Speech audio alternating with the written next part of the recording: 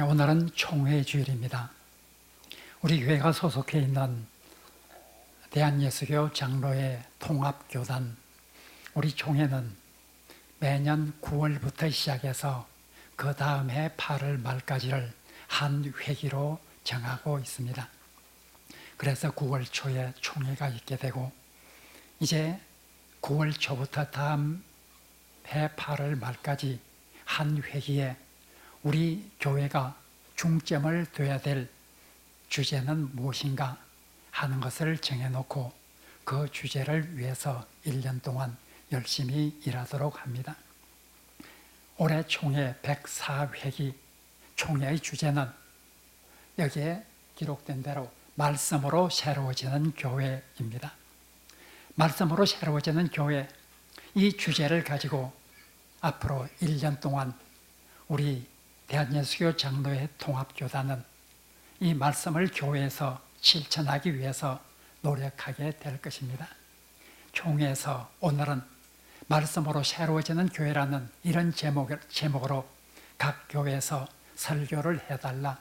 그리고 오늘 읽은 두 본문 느헤미야 2장 17절과 에베소서 5장 26절 27절 이 두 개의 본문을 가지고 우리 통합책 교단은 오늘 설교를 해달라 그렇게 요청이 왔습니다.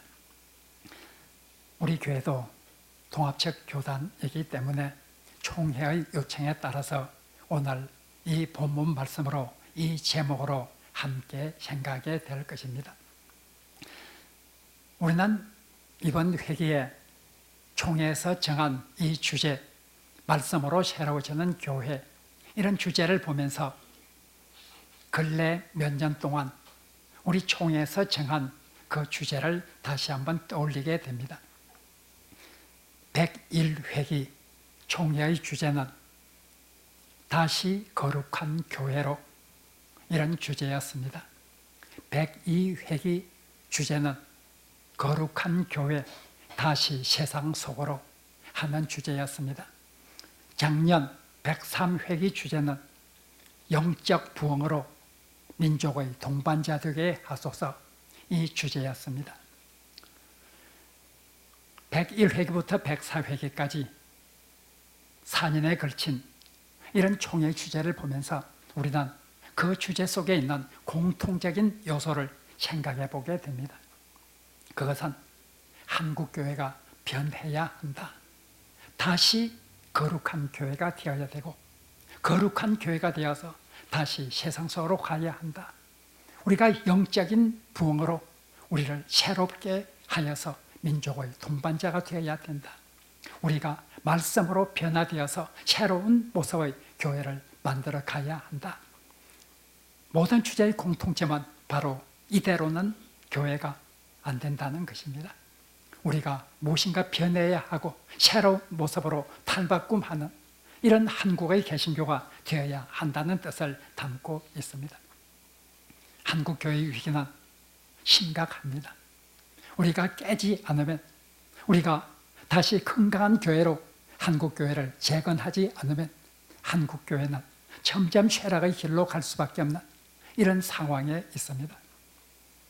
해마다 총회에서는 9월이 되면 그 전해 12월 말을 기준으로 우리 총회의 교세를 발표하고 있습니다.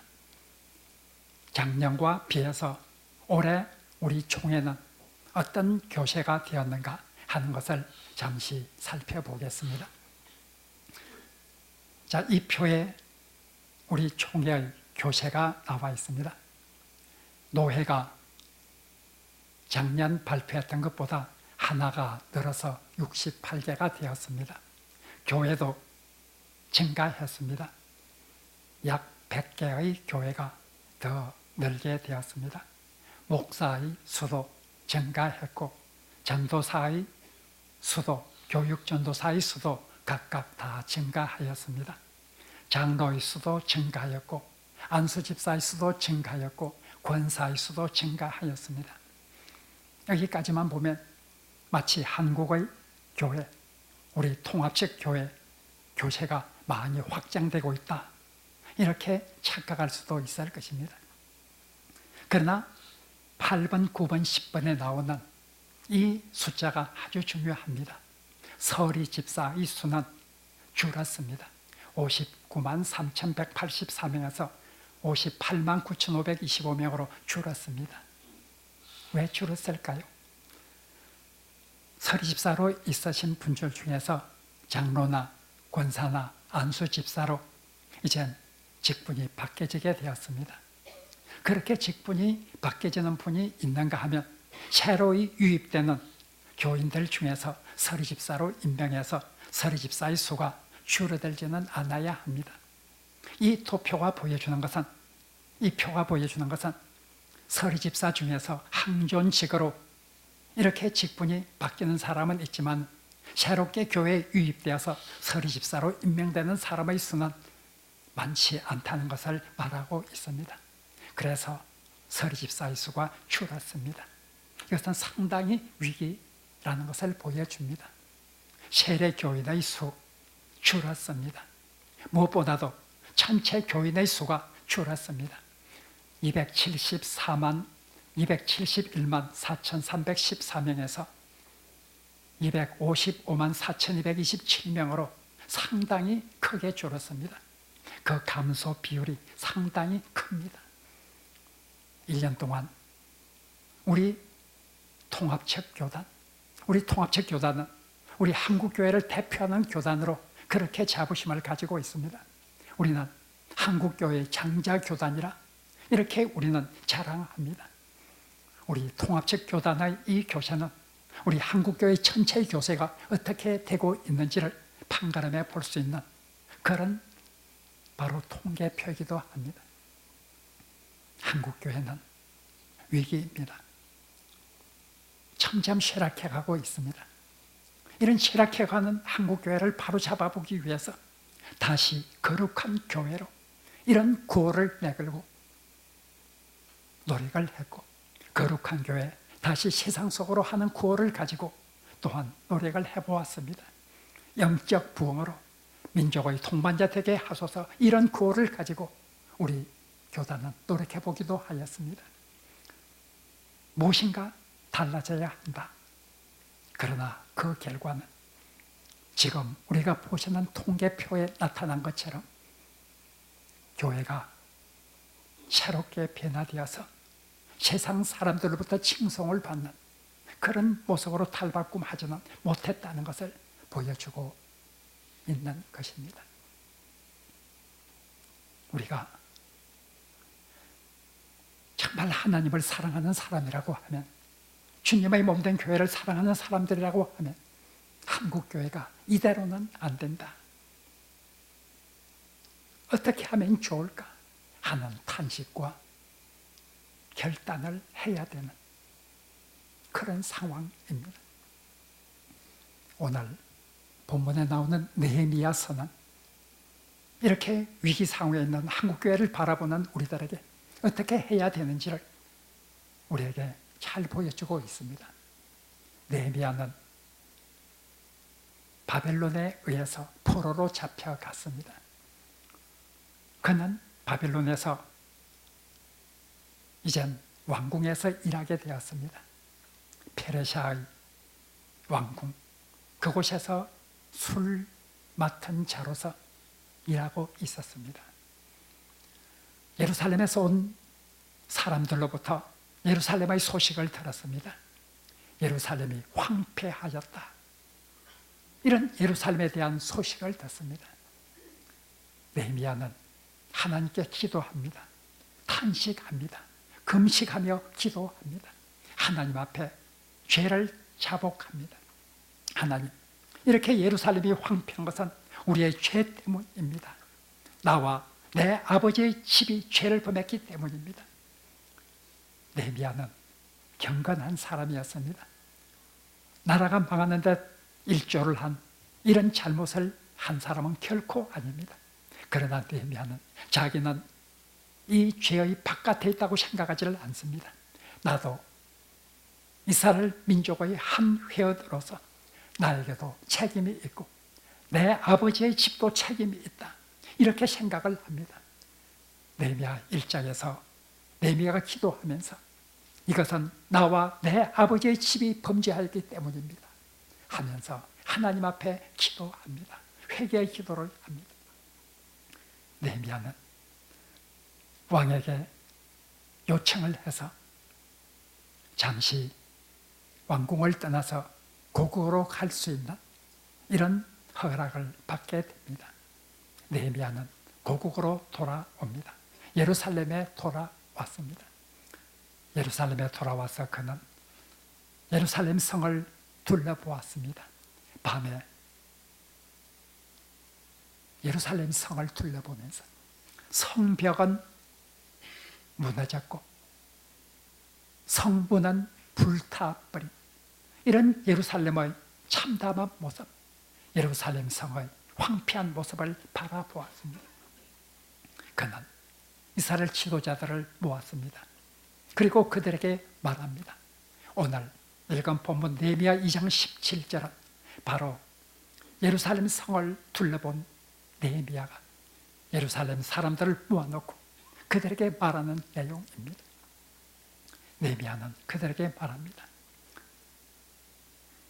예루살렘 성, 하나님의 도성, 이 예루살렘이 황폐해졌고 성문은 불탔으니 우리가 이대로 두어서는 안 된다.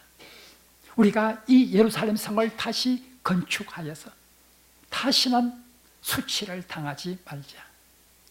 다시는 수치를 당하지 말자. 이 위기 속에 있는 예루살렘, 폐허가 되어가고 있는 예루살렘, 이 성을 이대로 둘 수는 없다. 우리는 힘을 합쳐서 예루살렘 성을 재건하자.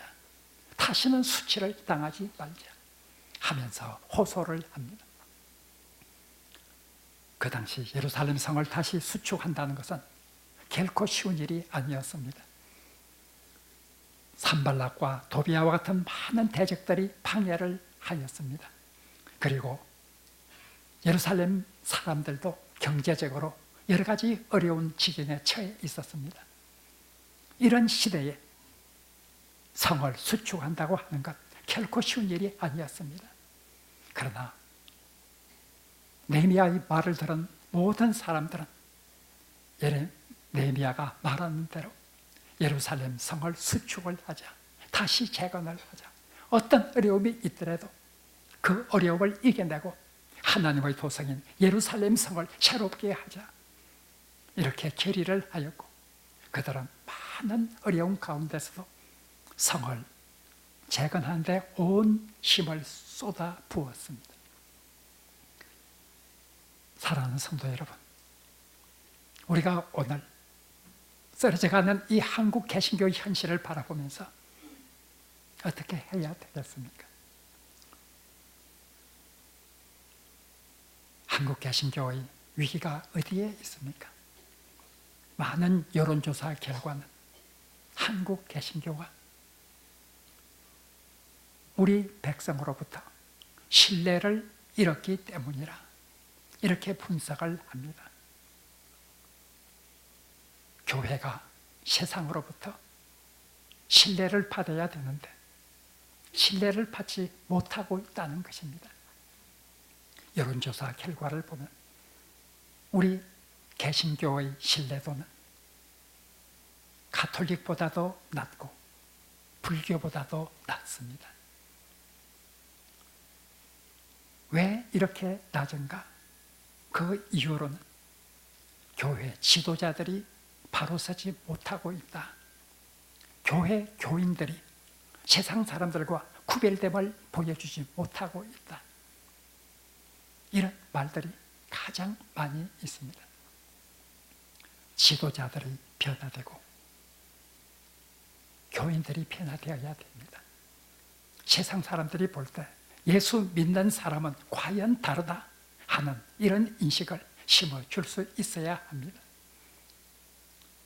세상 사람들과 똑같이 거짓말하고 세상 사람들과 똑같이 보이지 않는 곳에서 악행을 하고 세상 사람들과 똑같이 이기주의적인 욕심에 사로잡혀서 모든 것을 해나간다고 하면 세상 사람들이 믿는 사람들 가운데서 구별된 접을 어떻게 찾을 수 있겠습니까?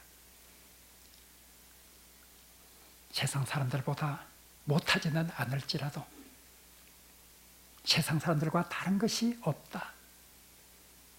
이런 소리를 들으면서 우리는 살아가고 있습니다. 이것이 한국교회의 가장 큰 위기입니다. 교회 지도자들이 무엇보다도 변해야 합니다. 교인들이 변해가야 합니다. 그리고 교회 지도자들이 변하고 교인들이 변한다고 해서 교회가 저절로 변해지는 것은 아닙니다. 교회라고 하는 이 공동체도 바르게 서야 합니다. 개인이 변하면 집단도 변할 것이다. 결코 그렇지 않습니다. 라인홀드 리버라고 하는 아주 유명한 학자가 있습니다. 그 사람이 쓴 책, 도덕적 인간과 비도덕적 사회, 아주 유명한 책이죠. 이 책에서 라인홀드 리버는 말했습니다. 개인이 변하면 집단이 변하는가? 결코 그렇지 않다고 말하고 있습니다. 개인은 변하고 개인은 도덕적일지라도 그들이 속한 집단은 여전히 이기주의적인 이런 모습을 보일 수가 있다는 것입니다. 이 말은 우리 한국교회가 살기 위해서 개인들이 지도자가 변하고 각 그리스도인들이 변해야 되지만 교회도 변해야 된다는 것을 말해주고 있습니다. 교회라고 하는 집단, 교회라는 공동체, 이 공동체가 어떤 방향을 지향할 것인지, 어떤 정책을 추구할 것인지, 어떤 것을 목표로 나아갈 것인지, 교회라고 하는 집단, 이 공동체도 하나님 보시기에 바른 방향으로 교회가 나아가야지, 교회 자체가 그렇지 못한다고 하면 한국교회는 결코 하나님 앞에 아름다운 이런 모습으로 설 수 없을 것입니다. 지도자가 변하고 교인들이 변하고 그리고 각 교회가 변해야 합니다. 각 교회가 이기주의적인 이런 욕심에서 벗어나서 참으로 하나님께서 원하시는 이런 아름다운 방향으로 발전해 나갈 수 있도록 하기 위해서 노력하고 정책을 세우고 그런 방향으로 지향해가는 그런 교회가 되어야 합니다. 바로 우리 한국교회 어떻게 살려야 하겠습니까? 느헤미야는 그 위기에 처해 있는 예루살렘 성을 살리기 위해서 예루살렘 성을 다시 재건하여 다시는 수치를 당하지 말자 이렇게 말하고 성을 열심으로 수축을 하였습니다. 52일 만에 정말 온 백성이 힘을 합쳐서 성을 재건하였습니다. 그리고 나서 느헤미야가 한 아주 중요한 일이 있습니다. 느헤미야 8장, 9장, 10장에는 이제 성을 수축한 다음에 느헤미야는 어떻게 했는가 하는 일이 자세히 나와 있습니다. 느헤미야는 에스라와 함께 협력해서 하나님의 말씀, 율법을 온 백성에게 읽어줍니다. 율법을 읽어주고 율법을 해설해 줍니다. 이것이 느헤미야 8장의 내용입니다. 이 율법을 들은 이스라엘 백성들은 느헤미야 9장에 보면 그들은 회개합니다. 기도합니다. 하나님 앞에 지금까지 우리 조상이 잘못했고 우리가 잘못하여서 이러한 침략을 당해서 이 민족 하나님의 택한 백성이 이렇게 어려움을 당했었는데 그 모든 것을 회개하는 이런 기도를 하나님 앞에 합니다.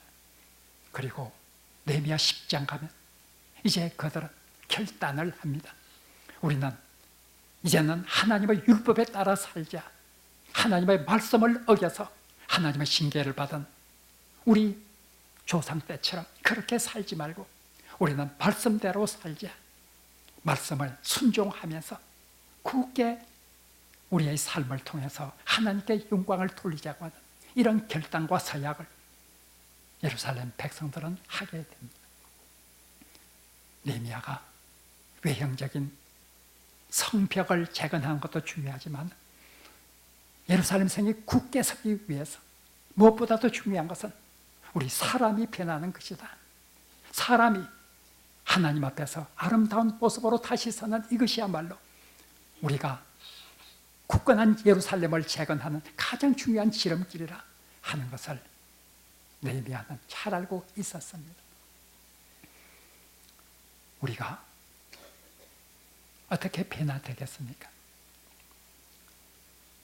우리 한국교회가 위기에 있고 우리 한국교회가 변해야 된다고 하는 것을 다 인식하고 있지만 어떻게 변할 수 있는가?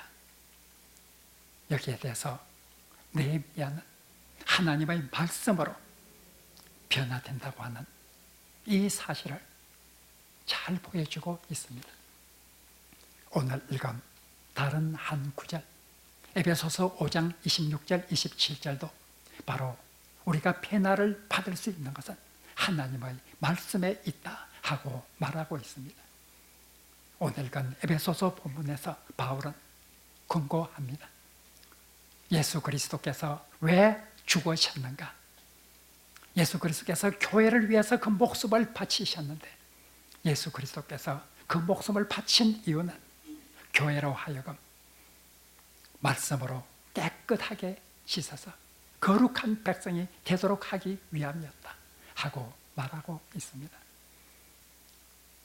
말씀으로 깨끗하게 되어서 거룩한 하나님의 백성이 되도록 하는 것, 이것이 우리 예수님께서 십자가에 못 박혀 돌아가실 때 간절히 원한 그런 소원이었습니다. 이것 때문에 예수님께서는 죽으셨습니다. 거룩한 백성, 말씀으로 우리가 변화되어야 합니다. 말씀을 읽을 때 지식적으로 읽는 것이 아니라 참으로 말씀 속에서 내가 해야 될 일이 무엇인가를 결단하면서 말씀대로 살겠다고 하는 이런 다짐을 하는 그런 성경 읽기. 그래서 우리의 삶이 변화되는, 말씀으로 변화되는 이런 삶이 있어야 된다고 하는 것을 말하고 있습니다.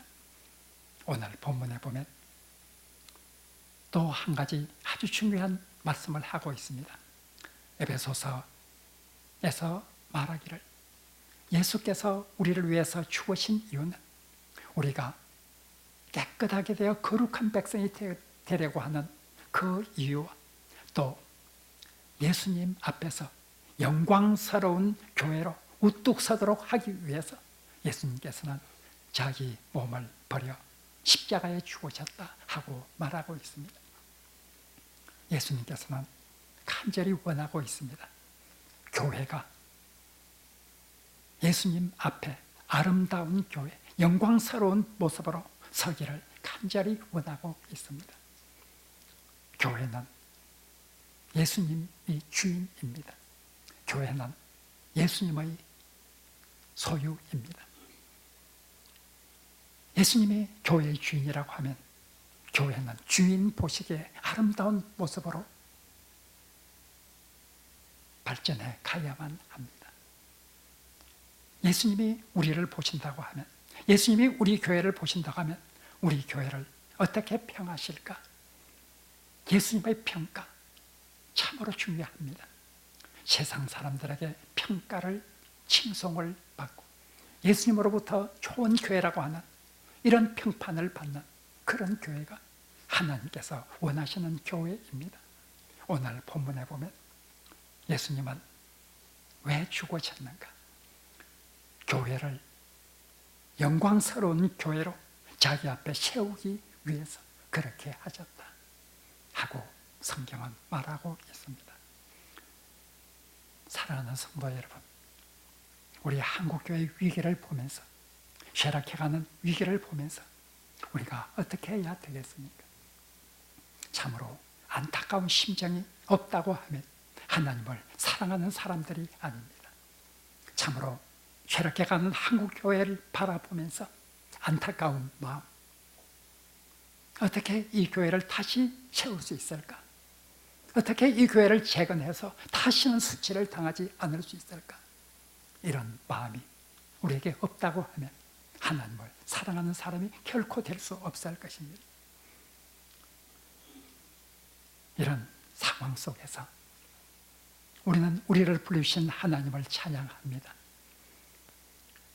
해가 갈수록 교인이 감소해가는 이런 한국교회의 상황을 보면서 우리 사랑의 빛교회는 하나님께서 새 가족을 보내주시고 우리 교회는 부흥을 하고 있다고 하는 이런 생각을 하면서 한편으로는 하나님 앞에 무한한 감사를 드릴 수 있을 것입니다.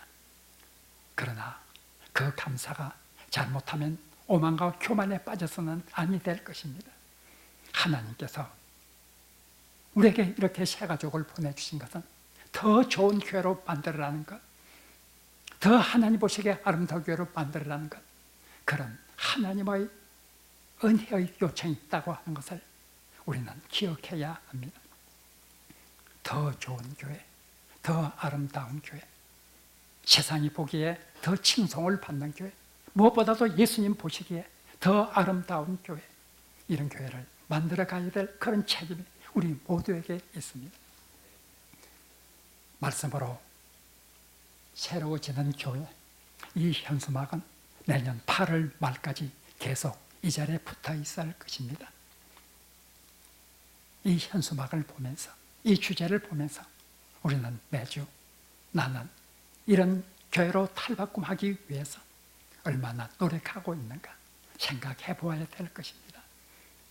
내년 8월 마지막 주, 이 현수막을 띄고 새로운 현수막을 붙이게 될 때, 그때에 이 현수막을 떼면서 과연 한 해 동안 나와 우리 교회가 말씀으로 새로워지는 교회를 만들기 위해서 노력하였고, 그 결과 우리는 1년 동안 더욱더 아름다운 교회로 이렇게 성장하게 되었다고 하는 그런 기쁨과 감사의 마음으로 현수막을 뜯어내면서 하나님을 찬양할 수 있는 그런 교회, 그런 우리 그리스도인이 될 수 있도록 1년 동안 열심으로 함께 노력하는 하늘의 백성이 되기를 간절히 바랍니다.